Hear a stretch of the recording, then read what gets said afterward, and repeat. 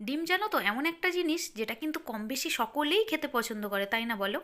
এবং আমি তো দারুণভাবে পছন্দ করি ডিমের যে কোনো রেসিপি বলো, জাস্ট ফুঁ দিয়ে উড়ে যাবে বলতে পারো। দুর্দান্ত স্বাদ, খালি করে সামনে ধরো দেখবে দুর্দান্তভাবে শেষ হয়ে যাচ্ছে। কোনো রকম সময় লাগছে না, খুব সহজে দেখবে শেষ হয়ে যায়। রুটি অথবা ভাত অথবা জাস্ট স্ন্যাক্স হিসাবেও তোমরা কিন্তু এরকম একটা রেসিপি চটজলদি বানিয়ে খেয়ে নিতে পারো, যেটা খেতে কিন্তু বেশ সুন্দর। দেখতে জাস্ট লুকটা দেখেছো, লুকটাও কিন্তু বেশ সুন্দর হয়েছে। তো চলো বেশি কিছু না বলে এবার চলো রেসিপিটাই যাওয়া যাক। তো এটা তৈরির জন্য খুব বেশি ঝামেলার প্রয়োজন নেই, খুব অল্প সময়ে অল্প উপকরণেই কিন্তু চলে যাবে। মানে শীতের সময় এখন বাড়িতে সব রকম ভেজিটেবলস থাকে, তো সেটা দিয়ে আজকে তৈরি করব। তার জন্য দুটো ডিম আমি জলে সিদ্ধ করতে বসিয়ে দিলাম। নেক্সট নিয়েছি দেখো কাঁচা লঙ্কা, টমেটো, গাজর আর দুটো পেঁয়াজ পাতা। মানে খুব বেশি কিন্তু উপকরণ লাগছে না, জাস্ট দেখো অল্পই লাগছে। তো পেঁয়াজ পাতাগুলো ফার্স্ট আমি এই যে ছোটো ছোটো পিসেস করে নিচ্ছি। মানে সমস্ত ভেজিটেবলস আমি একটু ছোটো ছোটো করে কেটে নেব, কারণ সিদ্ধ হতে বেশি সময় লাগবে না তার জন্য। আর এই যে কাঁচা লঙ্কাটাও জাস্ট স্লাইস করে কেটে নিচ্ছি। তো তোমরা যদি ঝাল খেতে পছন্দ না করো বা বাড়িতে বাচ্চার জন্য যদি তৈরি করো এটা, তো ঝালটা দেওয়ার কোনো প্রয়োজন নেই, জাস্ট স্কিপ করে চলে যাও। নেক্সট লাগছে টমেটো, টমেটোটা আমি ছোটো ছোটো পিস করে নেব। সবগুলোই আমি স্কোয়ার শেপে কেটে নিচ্ছি যাতে দেখতেও বেশ সুন্দর হয় তার জন্য। তো টমেটোটা এই যে দেখো যতটা সম্ভব ছোটো ছোটো করে পিস করে নিয়েছি স্কোয়ার শেপে।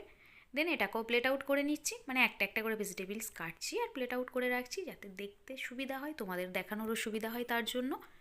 দেন চলো এই যে গাজরটা, চলো গাজরটাও খুব বেশি লাগছে না, খুব অল্প গাজর দিয়ে আমি এটা তৈরি করব।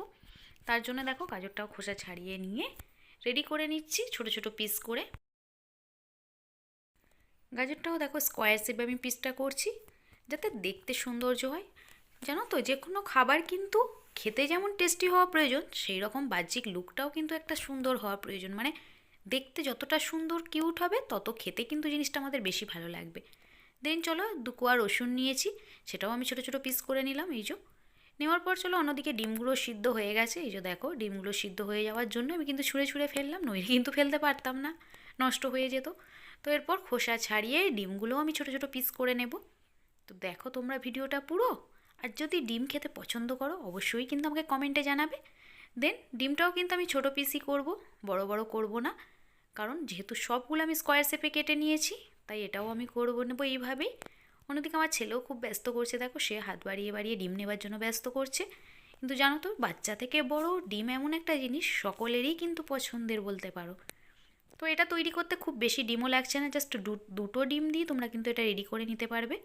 দেখো এরপর আলতো হাতে সুন্দর করে প্লেট আউট করে নাও, নইলে এই যে ডিমের কুসুমগুলো সেগুলো ছেড়ে নষ্ট হয়ে যেতে পারে, মানে ছেড়ে যেতে পারে, তাতে কিন্তু খেতে ভালো লাগবে না। তার জন্য আমি এইভাবে আস্তে আস্তে করছি কাজটা।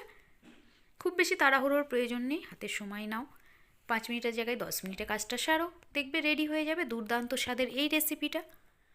খেতে কিন্তু আবারও বলছি দারুণ বন্ধুরা। তো জাস্ট তোমরাও কিন্তু ট্রাই করো, জাস্ট হাঁ করে দেখে চলে যেও না, অবশ্যই একবার ট্রাই করবে আর দেখবে সত্যিই সুন্দর হয়েছে। আর আমাকে কিন্তু কমেন্টে জানাতে ভুলবে না। দেন চলো সব ডিম আমি কেটে ছোটো ছোটো পিস করে নিয়ে তুলে নিয়েছি প্লেট আউট করে। নেক্সট দেখো ভেজিটেবলসগুলো তোমাদের দেখিয়ে দিই, সব কটা রেডি হয়ে গেছে। অন্যদিকে ওভেনের মধ্যে একটা কড়াই বসিয়ে দিয়েছি, কড়াইয়ে দিয়ে দিলাম পরিমাণ মতো তেল। তোমরা চাইলে ঘি অথবা বাটার দিয়েও করতে পারো এটা, বাট এটা অপশনাল, আমি তেল দিয়েই করলাম। নেক্সট দিয়ে দিলাম তার মধ্যে কুচানো রসুন, রসুনটা একটু নাড়াচাড়া করে নিয়ে দিয়ে দিলাম কুচানো গাজর। দেখো একে একে ভেজিটেবলসগুলো দিয়ে দেবো। নেক্সট সমস্ত ভেজিটেবলস দিয়ে এর মধ্যে খুব ভালো করে একটু নাড়াচাড়া করব। গাজরটাকে একটু ফ্রাই করে নেওয়ার পর কিন্তু ভেজিটেবলস আমি অ্যাড করলাম। দেন দিয়ে দিচ্ছি পরিমাণ মতো নুন, কারণ টমেটোটা একটু সিদ্ধ করে নেওয়ার জন্য, মানে খুব তাড়াতাড়ি যাতে দেখবে টমেটো সিদ্ধ হয় তার জন্য আমরা সকলেই কিন্তু নুনটা ব্যবহার করি। দেন এর মধ্যে সুন্দর একটা কালার আনার জন্য দিয়ে দিচ্ছি কাশ্মীরি লঙ্কার গুঁড়ো, আর অ্যাড করে দিচ্ছি দেখো সয়া সস। সয়া সস দিলে কিন্তু একটা সুন্দর ফ্লেভার আসে এবং দেখতেও বেশ কালারফুল হয়। ডিম তো হোয়াইট, তার সঙ্গে এরকম একটা মশলা চটপটা খেতে কিন্তু দারুণ লাগবে বন্ধুরা। আবারও বলছি তোমরা কিন্তু অবশ্যই একবার হলেও ট্রাই করো। দিয়ে দিলাম রেড চিলি সস,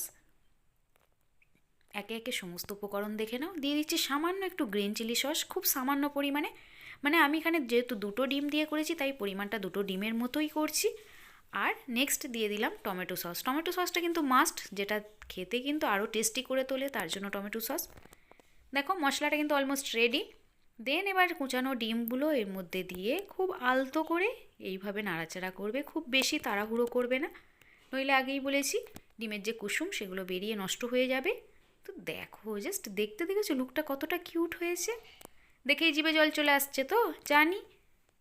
সেই জল ফেলার আগে অবশ্যই একবার ট্রাই করো, যেটা খেতে কিন্তু আবারও বলছি দুর্দান্ত। হেলদি অ্যান্ড টেস্টি এই রেসিপিটা অবশ্যই একবার হলেও ট্রাই করো, দেখবে খেয়ে কিন্তু সত্যিই অবাক হয়ে যাবে যে এত সুন্দর একটা ডিমের রেসিপি, সত্যিই ভালো লাগবে। তো দেখো দেখতে দেখেছো কতটা কিউট হয়েছে। প্লেট আউট করে তোমাদের দেখাচ্ছি যাতে তোমরা আরও সুন্দরভাবে বুঝতে পারো। আর ডেকোরেশনের জন্য উপর থেকে আমি একটু পেঁয়াজ পাতা কুচানো আবারও দিয়ে দিলাম, আর দিয়ে দেবো ধনিয়া পাতা কুচো। দেখো ধনিয়া পাতা কুচো তোমরা কিন্তু আগেও মিক্সারে অ্যাড করতে পারো, বাট আমি এখানে কাঁচা উপর থেকে ছড়িয়েছি। দেখো জাস্ট লুকটা দেখো, দেখো দেখেই জিভে জল চলে আসছে না?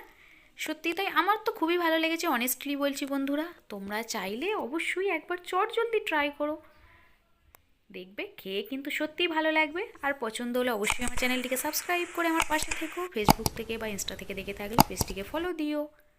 Take care and be careful, by.